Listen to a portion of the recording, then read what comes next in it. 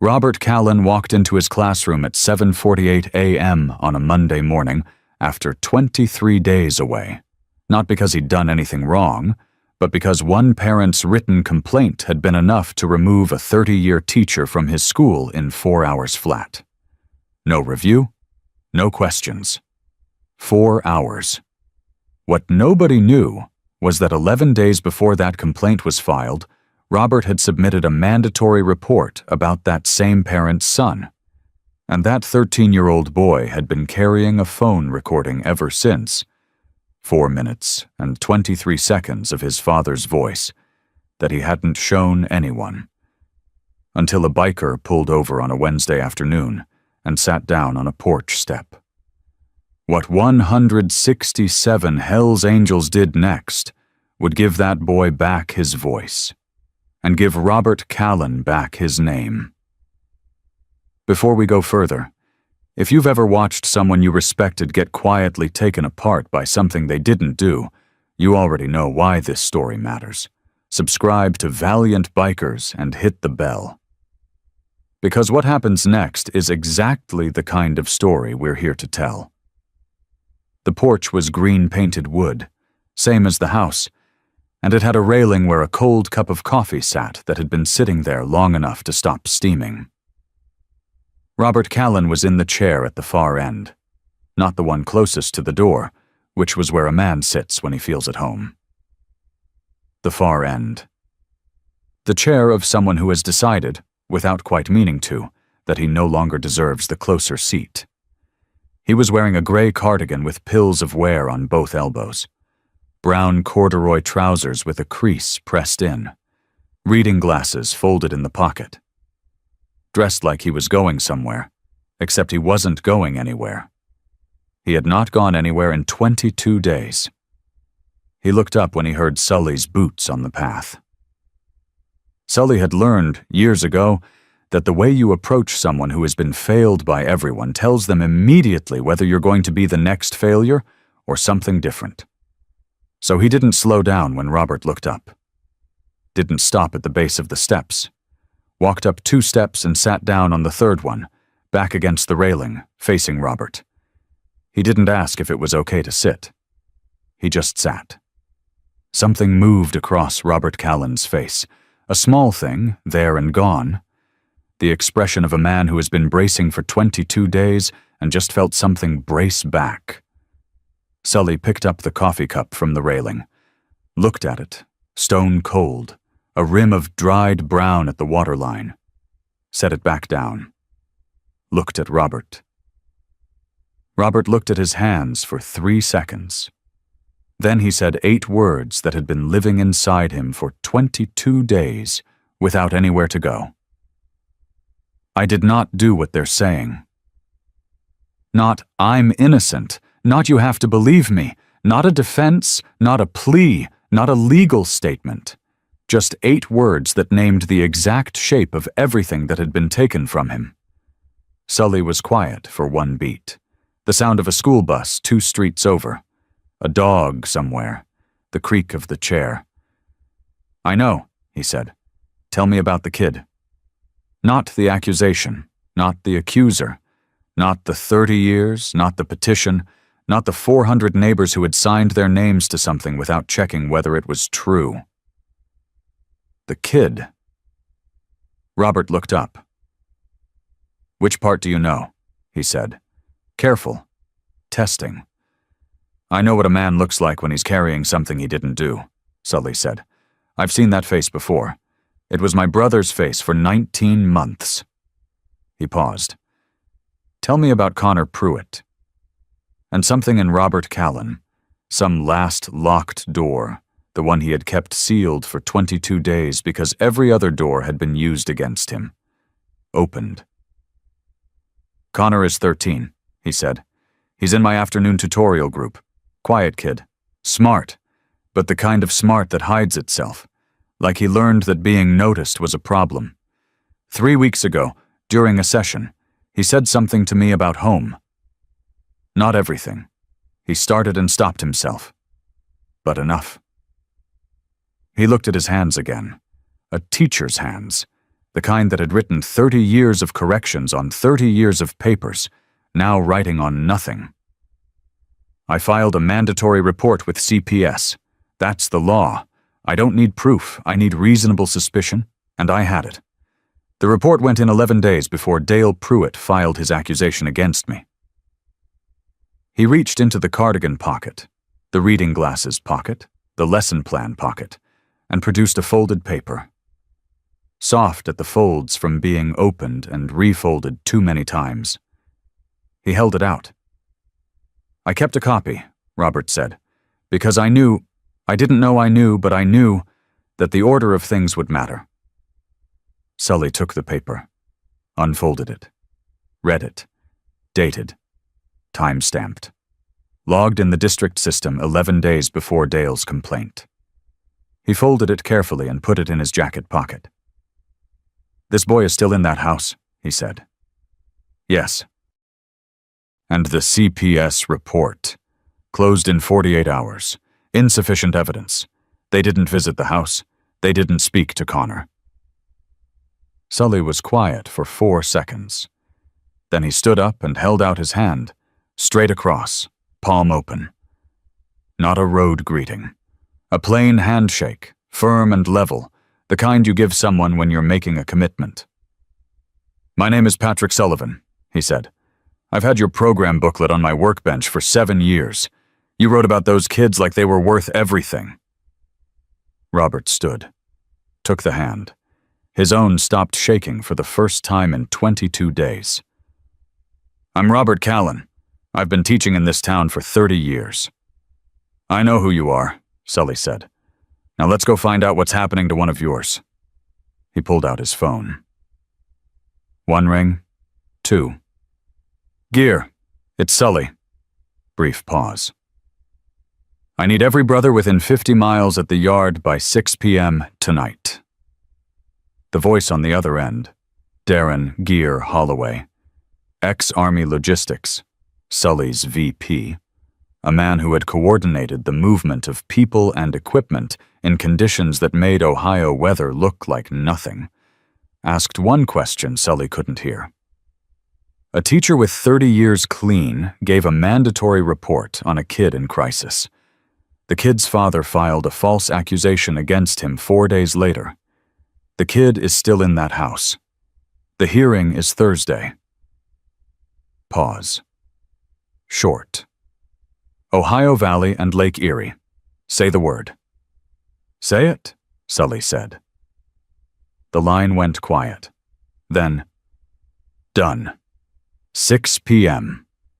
The yard, Sullivan Landscaping and Groundskeeping, 7 Industrial Way, had a wide gravel lot that fit 30 bikes easy and a covered bay where the equipment lived. By 6:08 p.m., there were 22 motorcycles in the lot. By 6:40, there were 41. By 7:15, the Lake Erie brothers had arrived in a column of 31 bikes that turned off Route 9 with the particular controlled sound of engines that know when to be quiet. 104 brothers the first night, more arriving through the next 48 hours, as the story moved through chapter phone trees the way stories like this always do. Not through drama, not through noise, but through one brother calling another and saying, "You remember what we said we'd do if something like this happened in our county? It's happening. Now, you might be thinking, 167 Hells Angels descend on a small Ohio town over a teacher's suspension, and the first thing they do is ride to the school. Park the bikes on the lawn. Make themselves known. That's what the story looked like from the outside. That's not what happened.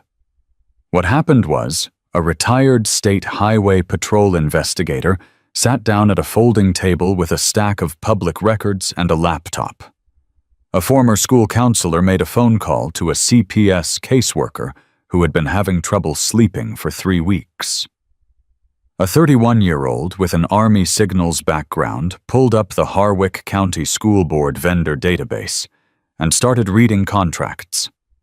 And Patrick Sullivan drove to 8 Cornerstone Drive, Connor Pruitt's address, pulled from school district records, and knocked on the door at 7:30 p.m. Dale's truck wasn't in the driveway. Wednesday nights, Wrench had already confirmed, Dale was at the VFW. Connor answered the door. 13 years old, dark-haired, slight, wearing a school hoodie. He looked at Sully the way kids look at adults who show up unexpectedly, assessing, cautious, trying to determine the category of threat before deciding how to respond. "Connor," Sully said. He did not step forward, did not lean in, did not perform friendliness. "My name is Patrick. I work with the landscaping crew at your school.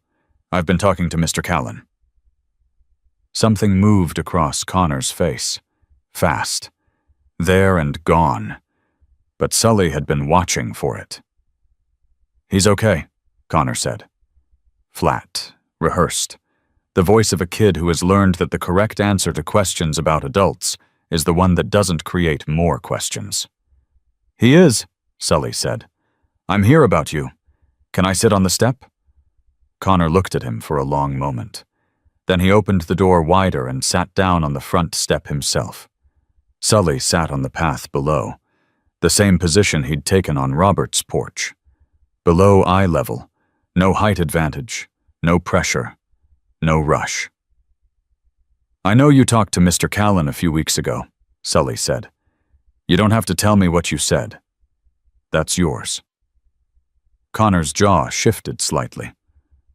"But I want to ask you one thing," Sully said. "And you don't have to answer. You can shut the door right now, and I'll go, and that'll be the end of it." He waited. Connor didn't shut the door. "Do you have anything on your phone that you think matters?" 10 seconds of silence. The kind of silence that has a decision inside it. Connor Pruitt was 13 years old. He had been inside that silence for 3 weeks, since the night he'd left his phone recording in his jacket pocket during a conversation his father thought was private. He had listened to it once, in his room, with the volume low, his heart doing something he didn't have a word for. He had not deleted it. He had not shown anyone. He had been carrying it the way you carry something you know is important and are terrified to use. "I don't know if it's anything," Connor said. His voice was careful, measured. The voice of a kid who had learned to be very precise about what he claimed. "That's okay," Sully said. "Can I show you something?" He pulled out his phone, opened the settings, found the auto backup screen, turned it toward Connor. "Did you know your phone backs up automatically to the cloud? Everything on it. Audio files, texts, everything. Even things you recorded by accident." Connor went very still. "It's already there," Sully said quietly. "Whatever it is. It's already saved. Has been since the minute you recorded it. I just need you to tell me, is it something I should hear?" Connor looked at Sully's phone, then at his own, then at his hands. Then he unlocked his phone, navigated to the audio folder, and held it out. One file. 4 minutes and 23 seconds. Recorded on a Tuesday evening 3.5 weeks ago, inside a jacket pocket, background noise of a kitchen, Dale Pruitt's voice clear and unhurried, saying the things a man says when he believes no one is listening. This was Connor Pruitt's 43 cents. Not coins in an open palm, not 7 words at a gas station. A 4-minute audio file held out on a shaking hand by a 13-year-old boy who had been carrying it alone for 22 days and had just decided in 10 seconds of silence that carrying it alone was no longer something he was willing to do. Sully took the phone, listened with earbuds, one hand raised. Give me a minute. Connor watched him. At the 2-minute mark, Sully's jaw set. At 3 minutes, he closed his eyes briefly. At 4 minutes and 23 seconds, he took the earbud out and sat quietly for 4 seconds. Then he looked at Connor with the particular directness of a man who has made a decision and is not going to dress it up. You've been carrying this since before your dad filed against Mr. Callan? Yes. You know what this means for you, what it might cost you at home. Connor's chin moved once. Yes. And you're still handing it to me. He was the only teacher who didn't make me feel stupid for being quiet, Connor said. And my dad used him to make him go away. So, one syllable. The whole moral architecture of a 13-year-old's courage compressed into one syllable. Sully handed the phone back. Smoke is going to need to pull this from your cloud backup with your permission, so there's a clean chain of custody. He'll show you exactly what he does and why. Nothing disappears. You keep your phone. He stood, looked down at Connor on the step. You did the right thing, he said. And you did it alone for 3 weeks. You don't have to do it alone anymore. He held out his hand, the same straight handshake, palm open. Connor Pruitt, 13 years old, shook it. Inside the house, somewhere, a clock ticked. Outside, 2 streets over, the distant sound of Route 9. A town of 6,000 people who had spent 3 weeks certain they knew who the bad person was, and had been precisely, completely, deliberately wrong. They didn't know that yet. By Thursday, they would. Wrench, Gary Stubbs, 53, 17 years, Ohio State Highway Patrol. The kind of investigator who had learned that the difference between a case that holds and a case that collapses is almost always paperwork pulled 24 hours earlier than the other side expects, had been at the folding table since 6 p.m. with 3 things in front of him: a laptop, a legal pad, and the time-stamped copy of Robert Callan's mandatory reporter filing. He worked the way good investigators work. Not fast, not slow, but with the particular steadiness of someone who knows that every document he touches tonight will be read by people trying to find the flaw in it. He didn't give them flaws to find. By 9 p.m., he had pulled 4 layers of public record. The first, Harwick County School Board Vendor Database. Pruitt Heating and Cooling. Active contractor. 3 current service agreements with Harwick County Public Schools. Combined annual value, $287,000. Automatic review triggered under Ohio, Revised Code Section 3313.96 upon a founded child welfare determination against any vendor principal. Dale Pruitt had not filed a false accusation to protect his son. He had filed it to protect $287,000 a year and the custody arrangement that gave him control of a 13-year-old boy. The second, Harwick County Family Court, 2021 Divorce Decree. Pruitt versus Pruitt. Full physical custody awarded to Dale. Supervised visitation only for Pamela Pruitt Norris. Grounds cited in Dale's petition: Pamela's documented history of anxiety and depression, submitted by Dale's attorney with a supporting affidavit from a licensed counselor, one Dr. Frank Osei, whose practice address, Wrench noted, was the same building as Dale's HVAC office. Same floor. Suite 204 and Suite 206. He circled that. Put a star beside it. The third, Licking County, Ohio, 2019. A domestic disturbance call, 14 Birch Run Lane. No charges filed. Responding officers' supplemental notes, 1 paragraph. Minor child present in residence during incident. Child appeared frightened but denied any harm. No physical evidence of child endangerment observed. Parents separated during interview. Father, Dale Wayne Pruitt, was cooperative. Cooperative. Wrench had read that word in police reports for 17 years. He knew exactly what it meant when a man with a loud voice and a firm handshake decided to be cooperative with a patrol officer at 11 p.m. He circled that too. The 4th. Phil Garner, Harwick County Teachers Union representative.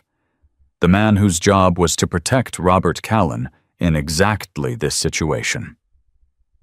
Smoke had pulled his social media by 7 p.m. 14 public check-ins at Harwick 5FW events over the past 2 years. 11 of them with Dale Pruitt tagged. 3 photos, Garner and Dale at the bar, Garner and Dale at a fundraiser, Garner and Dale at the Fall Festival dunk tank with their arms around each other's shoulders. Grinning. Phil Garner had advised Robert Callan to stay quiet and wait. Phil Garner played poker on Thursday nights with the man who filed the accusation. Wrench laid the 4 documents in a row on the table and looked at them for a moment. Then he picked up his phone and called Sully. "How clean is the recording?" "Clean enough," Sully said. "Smoke's pulling it from cloud backup now. Chain of custody is solid. Connor authorized the pull. It's documented, time-stamped, unedited. The vendor contracts alone give us the financial motive for the false accusation.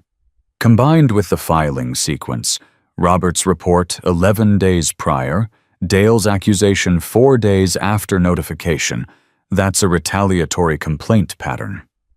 Ohio Revised Code 2921.15, filing a false report. That's a first-degree misdemeanor minimum, felony, if we can show intent to obstruct a child welfare investigation.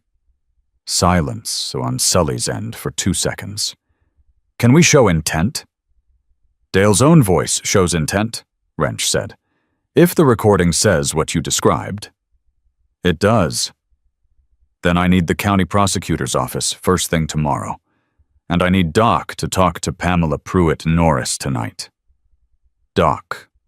Raymond Pierce, 58, former school counselor, 22 years in family services, the brother who could walk into any room with any amount of pain in it and make the room feel safer just by being still.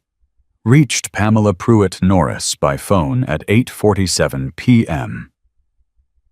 She was in her apartment in Marysville, 40 minutes from Harwick, and she answered on the first ring because she had been answering calls quickly for 2 years in case one of them was about Connor. He introduced himself, told her plainly what he was. Not a lawyer, not a caseworker, not a threat to her custody situation. A man who worked with a group trying to get Connor safe. She was quiet for 4 seconds after he said Connor's name. Then, "Is he okay?" "He's okay tonight," Doc said. "I want to make sure he's okay for longer than tonight. Can you tell me about the custody arrangement?" She could. She had been telling anyone who would listen for 2 years. Family court, her own attorney, a family services intake line she had called once in desperation on a Sunday morning. She told Doc about the counselor in Suite 206, about the affidavit, about the 3 times she had flagged to the court that Connor seemed increasingly withdrawn on the supervised visits, quieter each time, more careful, choosing his words with the precision of a child who had been taught that the wrong word had consequences. "The court told me withdrawing was a normal response to the divorce," she said. Her voice was level, but the levelness cost her something. I know my son. That's not what that was. I know, Doc said. I've read the file, and I want you to know what you noticed was right. Connor has been carrying something alone. He's not carrying it alone anymore. The sound of Pamela Pruitt Norris exhaling on the other end of a phone call at 8:47 p.m. on a Wednesday in October. That particular sound, which is not crying, and is not relief, and is not quite either, but is the sound of a woman who has been told that what she knew was real, would be the sound Doc carried home from this case. Not the hearing, not the verdict. That. What do you need from me? She said. A statement. Voluntary, documented, time-stamped. About what you observed and when you reported it. Can you come to Harwick tomorrow morning? I can be there at 7, she said. Marcus Webb lived 40 minutes away in Newark, Ohio, in a house with a baseball glove on the porch that still had dirt on it from a game 2 weeks ago. He coached an informal pickup league now. No official affiliation, no league board, no one who could file a complaint and take it away from him. Just kids and a field and a Tuesday afternoon. Wrench drove to Newark at 10 p.m. He did not call ahead. Marcus opened the door and looked at the leather vest and the face that came with it, and did the thing civilians do when a Hell's Angel knocks on their door at night, ran the calculation, decided something, and opened the door wider. I know why you're here, he said. They sat at the kitchen table. Marcus Webb, 41, told the story of Connor's arm bruise and the casual comment to the league coordinator and Dale Pruitt appearing at the next board meeting with a prepared list of grievances about a coach showing favoritism. He told it the way people tell things they have rehearsed in the dark, at night, for 2 years. I should have fought harder, he said. You were one person without documentation going against a man who had 12 people on the board, Wrench said. You didn't fail. The structure failed. We're fixing the structure. Marcus looked at the table.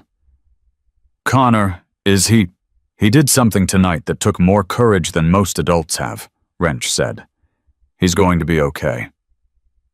Marcus nodded slowly. I'll give you a statement. Whatever you need. I need it signed, dated, and I need you at the county school board hearing Thursday.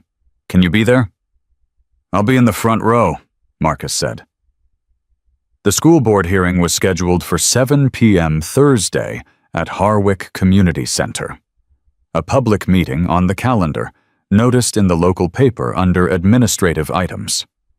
Most people in town assumed it was routine, a formal step in a process that had already reached its obvious conclusion.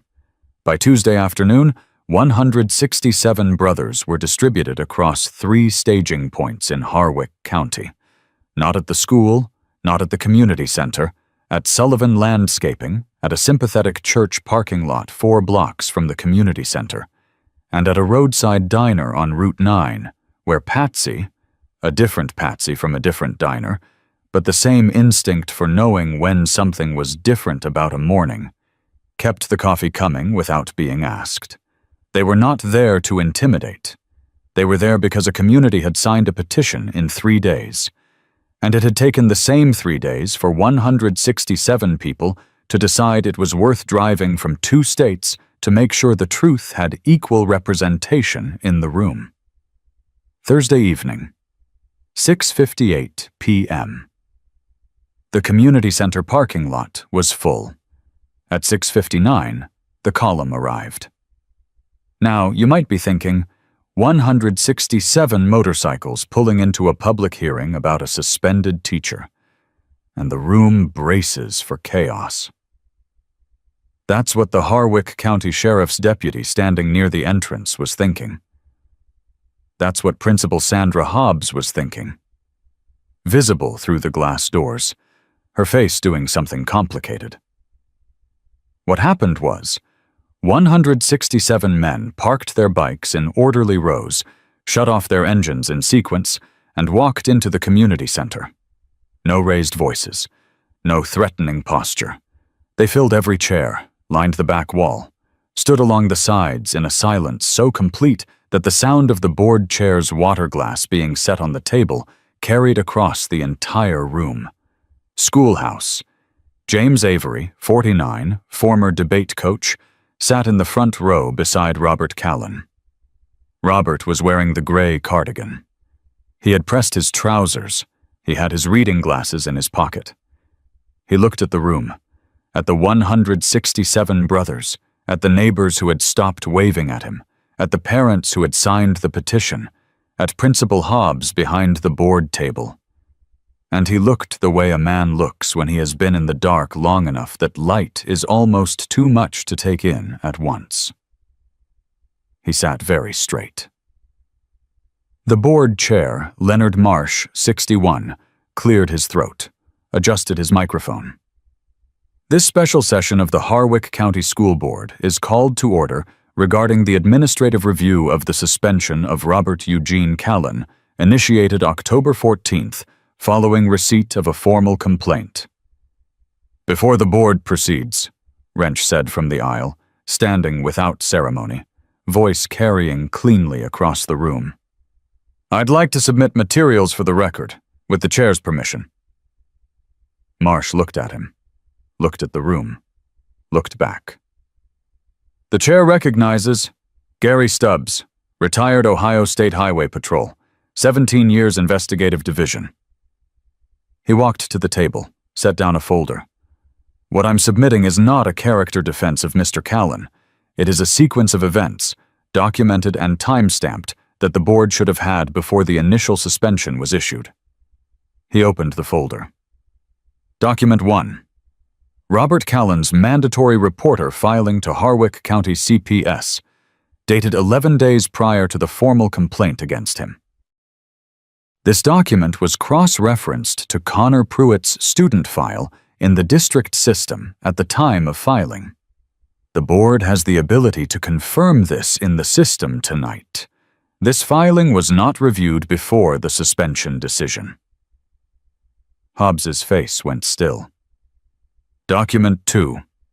Dale Pruitt's formal complaint against Mr. Callan, dated 4 days after Dale Pruitt received standard CPS notification that a report had been filed regarding his household. A sound moved through the room. Not loud, just the particular sound of 100 people reconsidering something simultaneously. Document 3. Pruitt Heating and Cooling vendor contracts with Harwick County Schools. Combined value, $287,000 annually. Ohio Revised Code. Section 3.13.96. Automatic vendor review upon a founded child welfare determination. Mr. Pruitt had specific financial motivation to neutralize the mandatory report filed against him. Document 4. Licking County 2019 Incident Report, documenting a domestic disturbance call at the Pruitt residence with a minor child present.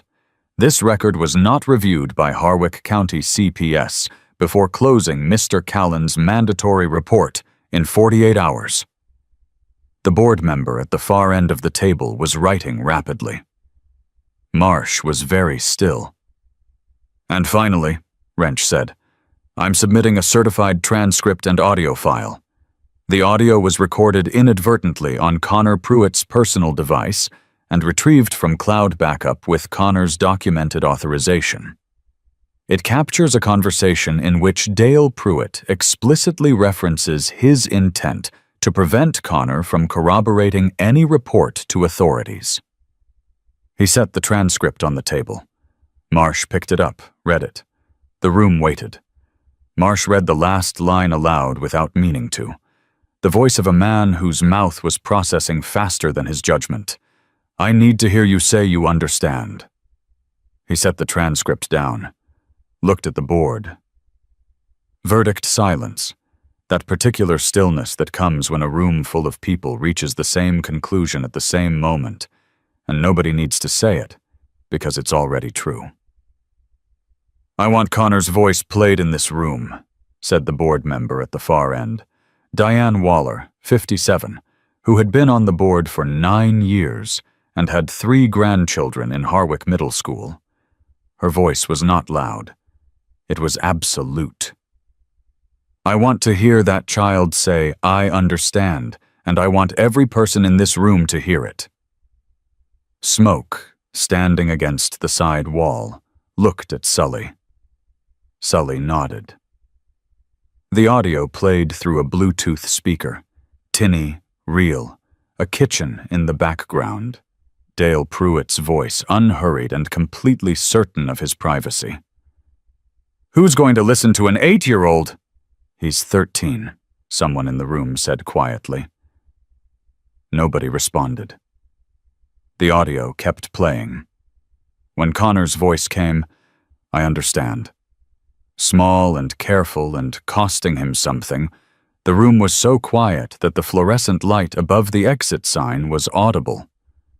When the audio ended, nobody spoke for 7 seconds.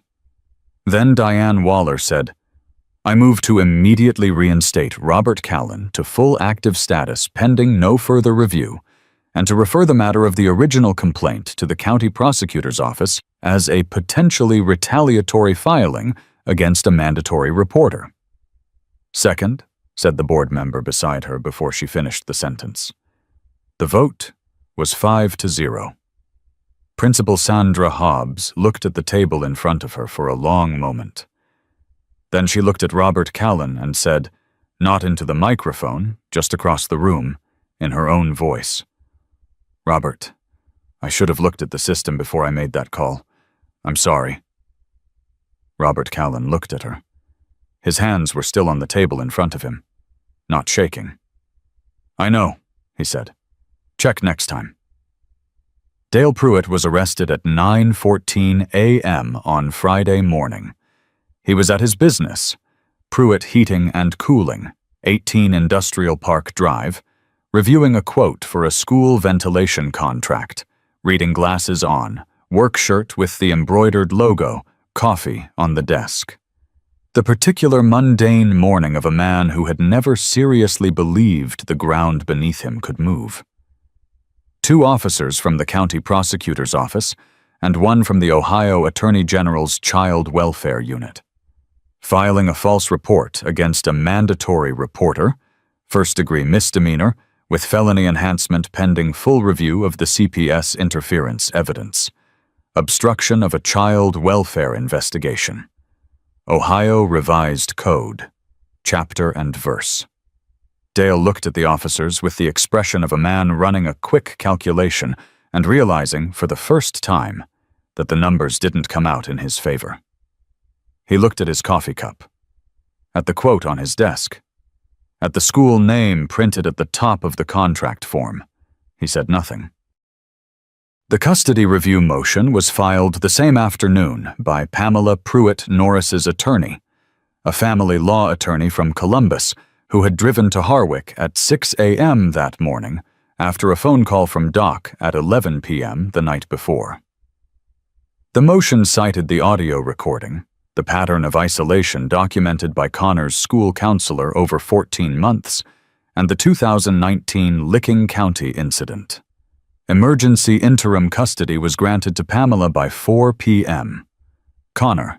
Pruitt came home to his mother's apartment in Marysville on a Friday evening in October, carrying a backpack and a phone and not very much else, and stood in the doorway for a moment before Pamela pulled him in. And whatever happened in that hallway in the next 30 seconds is not part of this story, because it didn't need an audience. Dale Wayne Pruitt entered a guilty plea 14 weeks after his arrest. Filing a false report against a mandatory reporter, felony enhancement confirmed. Obstruction of a child welfare investigation. Sentencing. 18 months, Correction Center of Northwest Ohio. 3 years probation. Permanent revocation of all public school vendor contracts in the state. Pruitt Heating and Cooling closed its doors the following month. Dr. Frank Osei, the counselor from Suite 206, whose affidavit had helped Dale win custody in 2021, surrendered his license to the Ohio State Counselor, Social Worker, and Marriage and Family Therapist Board, pending investigation into the independence of the original assessment. Phil Garner resigned as union representative on the Monday following the hearing. He did not give a reason. Nobody needed one. And on the Harwick Middle School Facebook group, the one with 312 signatures on the petition, a parent named Karen Tillis, 44, whose daughter was in Robert's reading program, posted at 11:17 p.m. on Thursday, 4 hours after the hearing. I signed the petition. I didn't check anything before I signed it. I'm ashamed of that. Mr. Callan, if you ever see this, I'm sorry. My daughter thinks you're the best teacher she's ever had. She's right. By Friday morning, the post had 847 reactions. The same number as the children served by the Harwick Reading Buddy program over 21 years. Nobody planned that. It was just the number it was. Room 14 at Harwick Middle School had a substitute teacher's name on the door for 23 days. On the Monday following the hearing, Principal Sandra Hobbs removed it herself. She did it at 7:15 a.m., before the building filled, with a piece of tape and her own hands and no audience. She put Robert's nameplate back in the slot. Mr. Callan, English and history, and stood in the hallway for a moment, looking at it. Then she went back to her office and left the rest to him. Robert arrived at 7:48 a.m., 12 minutes before his first class. The same time he had arrived every school day for 30 years, early enough to have the room ready, late enough that he wasn't the only one in the building. He stood at the door of room 14 and put his hand on the frame. Not going in yet, just standing there. The room looked the same. His bookshelves were in the same order. The whiteboard had been wiped, but the residue of his handwriting was still faintly visible. A ghost of last month's vocabulary list in the upper left corner, the ghost of an essay outline on the right. The substitute had not rearranged anything, had not moved the extra chair at the back that Robert kept for students who needed a quiet place to decompress, had not taken down the small sign above the door that Robert had put up in 2009 and renewed every August for 15 years. It read, "This room is for thinking. All thoughts are welcome here." He went in, set his bag on the desk, opened it, took out his lesson plan, the one he had kept working on at home, the real one, not the blank paper with the phantom corrections, spread it on the desk, took his reading glasses out of the cardigan pocket, put them on, picked up a dry erase marker, uncapped it, turned to the whiteboard. He wrote the date. He wrote the lesson heading. He stood back and looked at his own handwriting on the whiteboard of room 14 for a long moment. Then he sat down at his desk, folded his hands, and waited for his students to arrive. The first student through the door at 8:02 a.m. was a girl named Priya, 12 years old, who had been in Robert's reading program since 4th grade, and who stopped in the doorway when she saw him and said, with the particular directness of a child who has not yet learned to perform casualness, "Mr. Callan, you're back." "I'm back," Robert said. Priya sat down in her usual seat, 3rd row, 2nd from the left, and took out her notebook and opened it. And that was that. By 8:08 a.m. the room was full. 22 students. They came in the way students come into a classroom they trust, without drama, without ceremony, with the comfortable noise of backpacks and chairs, and someone arguing about something that had happened at lunch 2 weeks ago. They settled. They looked at the whiteboard. They looked at Mr. Callan. And then The 8:10 a.m. bell rang, and Robert Callan uncapped his marker and began. What happened to the 30 years was this. They didn't disappear, and they didn't come back unchanged. They came back carrying everything that had happened to them. 23 days of a porch chair at the wrong end, a folded mandatory report soft at the creases, an 8-word sentence that had nowhere to go. They came back with the knowledge that a reputation built over 3 decades can be questioned in 4 hours by someone with a financial motive and a compliant system. They came back, in other words, as evidence of something. As proof that doing right is not a guarantee of protection, but that it is, eventually, something that other people can hold up on your behalf. Robert knew that now. He had not known it before. It had cost him 23 days to learn it, and he intended to keep it. He did not put a lock on his classroom door. He did not stop doing one-on-one tutorials. He did not stop being the teacher whose room had a sign that said, "All thoughts are welcome here." He did not stop writing college recommendation letters. There were 4 more requested since the hearing, from parents who left notes in his school mailbox with handwriting that slanted upward the way handwriting does when someone is trying to say more than they know how to say. He added one thing to the room. Small. A laminated card taped to the inside of his desk drawer where he would see it every time he opened it, and nobody else would unless he showed them.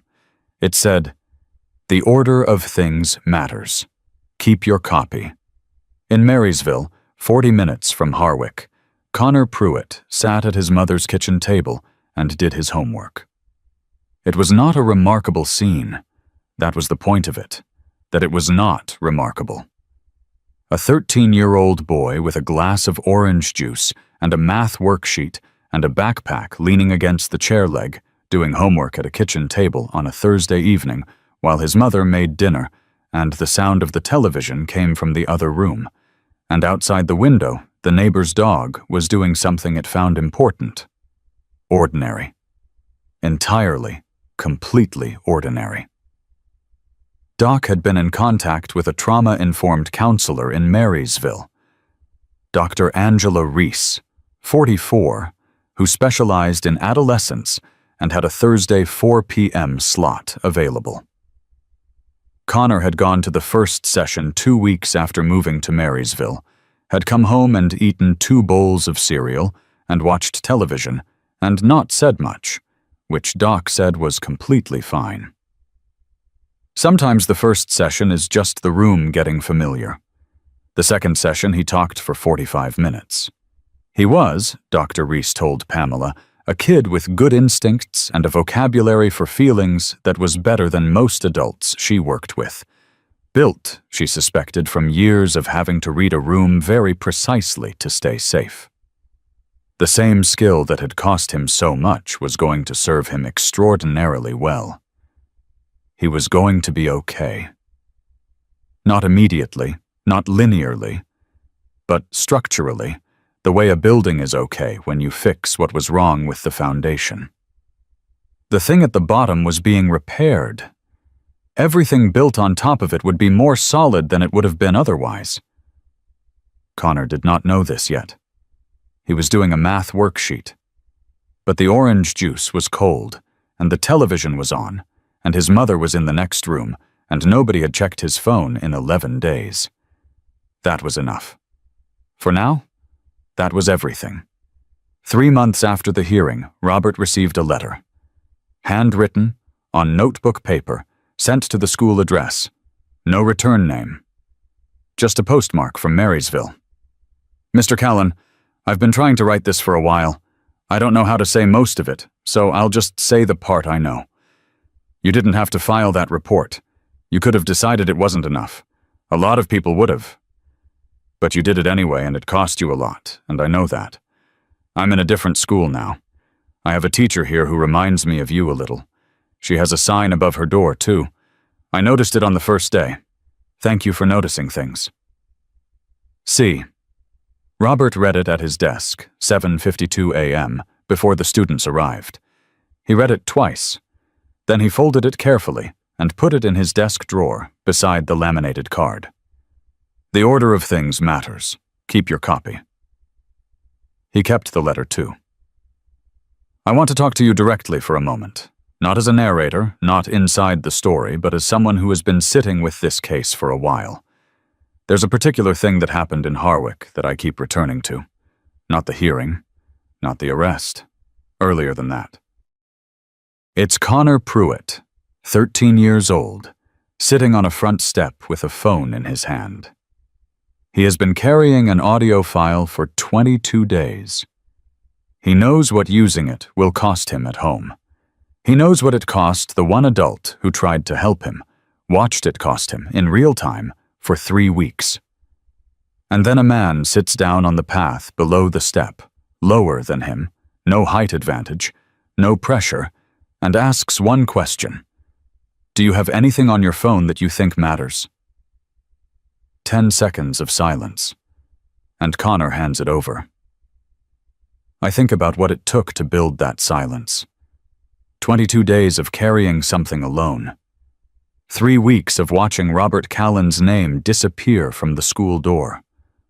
A childhood of learning to be very precise about what he claimed, because the cost of claiming wrong things was one he'd been taught in detail. And then 10 seconds. And then so. 1 syllable. What I want to say is this.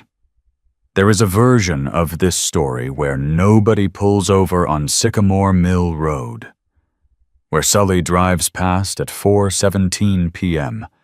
and doesn't recognize what he's looking at, where Robert Callan sits at the wrong end of that porch for 6 months, or a year, or until the hearing concludes with the outcome the system was leaning toward, where Connor keeps the audio file until it stops mattering, because the window has closed, because the hearing has passed, because the one adult who noticed him has been removed from his life, and the message has been received.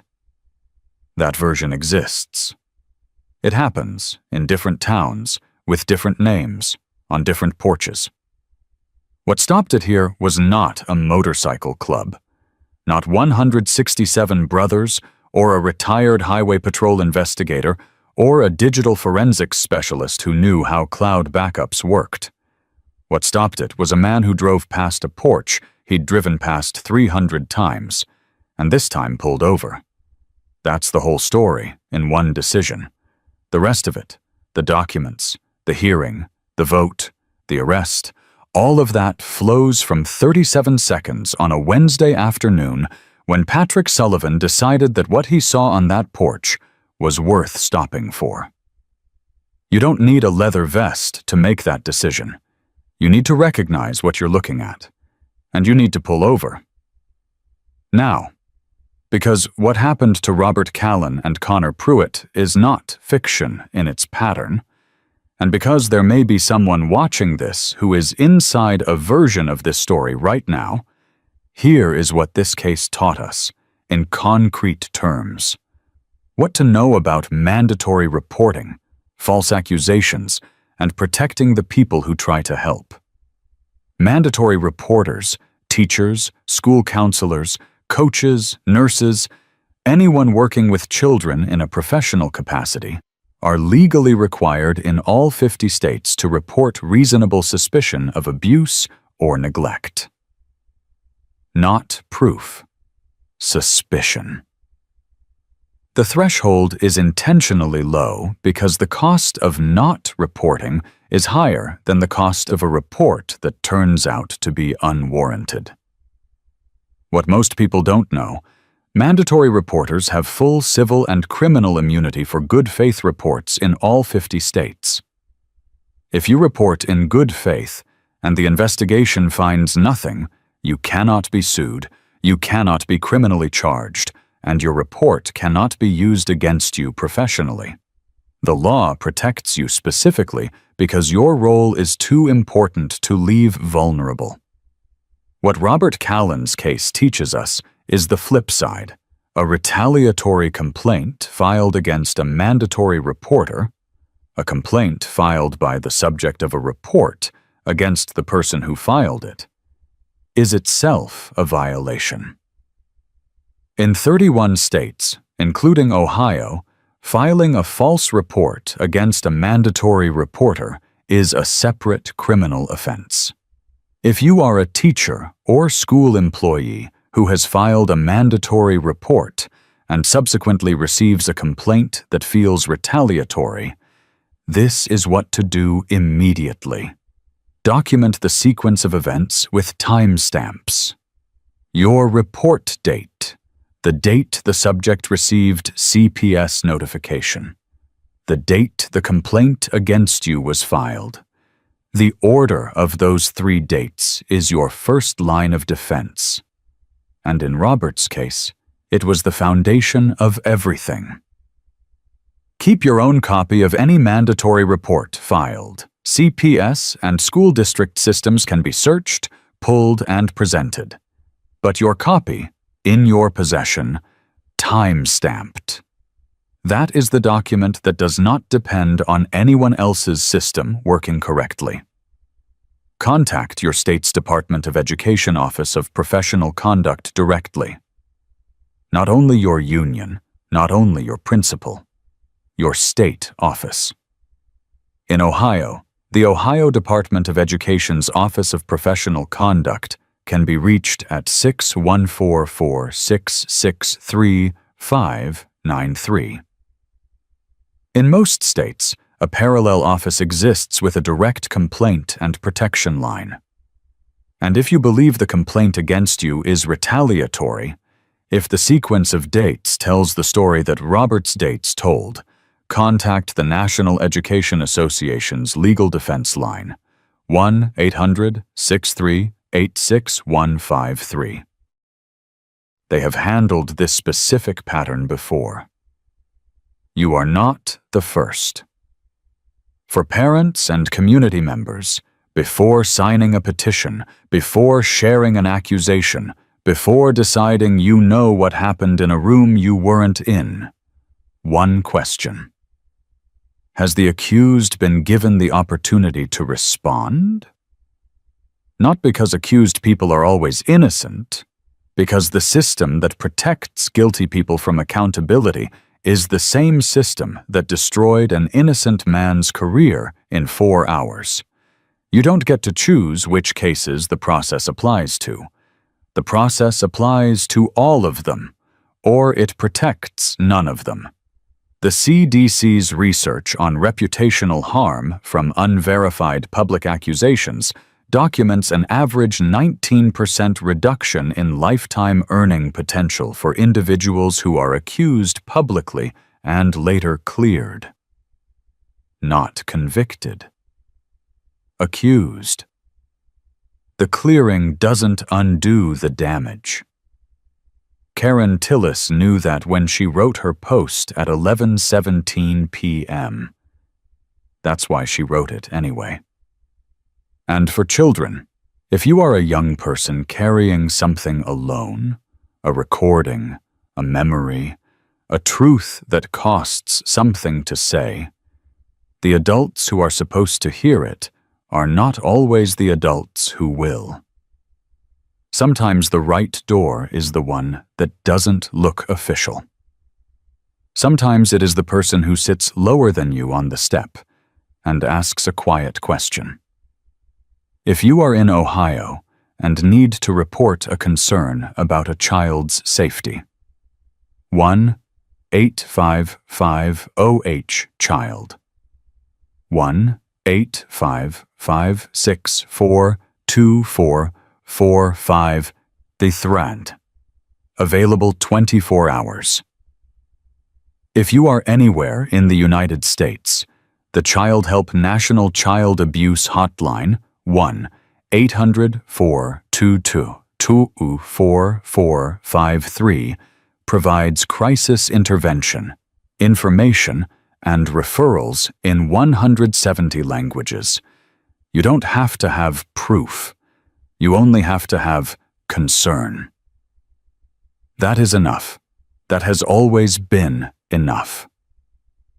Robert Callan is in room 14 right now, or a version of it, in a version of Harwick, in one of the towns in this country, where a teacher with 30 years and a sign above the door is doing the thing that teaching actually is, which has very little to do with curriculum, and a great deal to do with making a room safe enough for a child to think in. Connor Pruitt is at a kitchen table somewhere, doing homework or not doing homework, building a life that has a solid floor under it now. He will carry some things from his father's house for a long time. That's honest. But he will also carry the memory of 10 seconds on a porch step, and the decision he made in them for the rest of his life. And that will serve him. Patrick Sullivan drove past 312 Sycamore Mill Road this morning. It was early, going to a job site, the same route he's driven for 9 years. The flower boxes on the porch have been replanted, late fall pansies, the cold hardy kind, purple and yellow. He noticed. He kept driving. He didn't need to stop this time. If this story stayed with you, if something in Robert's handwriting on a whiteboard, or Connor's one syllable, or the way 847 people reacted to a post about a reading program made you feel something you needed to feel, tell someone about it. Tell the teacher in your life who has been showing up for other people's children for longer than you've been paying attention. Tell them you see it. That's not a small thing. That is, in fact, the whole point. And if you're watching from somewhere that has its own room 14, its own person at the wrong end of their porch, drop a comment and tell us where you're from. We read every single one. Subscribe to Valiant Bikers, because the real ones don't always roar into town on 100 motorcycles. Sometimes they drive a landscaping truck, sometimes they pull over on a Wednesday afternoon because they recognize what they're looking at. And sometimes that's enough to change everything. This has been Valiant Bikers. We'll see you in the next story.